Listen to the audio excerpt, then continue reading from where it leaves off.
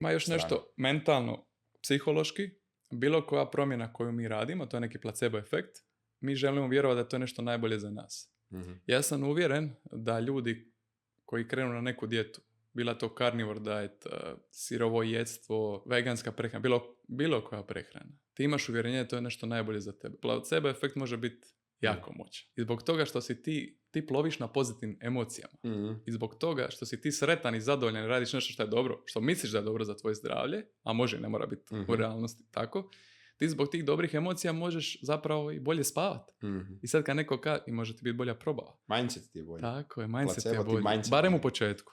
I onda kad neko kaže, pa da, otkad sam promijenio prehranu ili otkad sam uveo, ne znam, ovaj oblik treninga ili otkad sam počeo ovo raditi u životu, pa da, bolja mi je probava, bolje spavan, imam bolji osjećaj energije.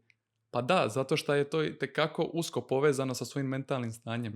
Samo zamislimo, uzmimo sebe za primjer. Kad idemo opušteni, raspoloženi spavat, kako puno bolje spavamo nego kad smo zaokupirani nekim problemom. Ili kako nam probavni sustav radi. Kada smo opušteni, a trebali bi biti opušteni kada konzumiramo hranu, treba biti aktivan parasimpatikus, rest and digest, dio centralnog živčanog sustava. Kako onda nemamo problema sa probavljanjem pa skoro nikakve hrane. A ili istu namirnicu kad konzumiramo kad smo pod stresom, kako imamo nekako grčeve, podrigivanje, možda neko ima refluks, osjeća gastritis. Tako da bih rekao da može biti snažan taj placebo efekt u početku za bilo koju prehranu.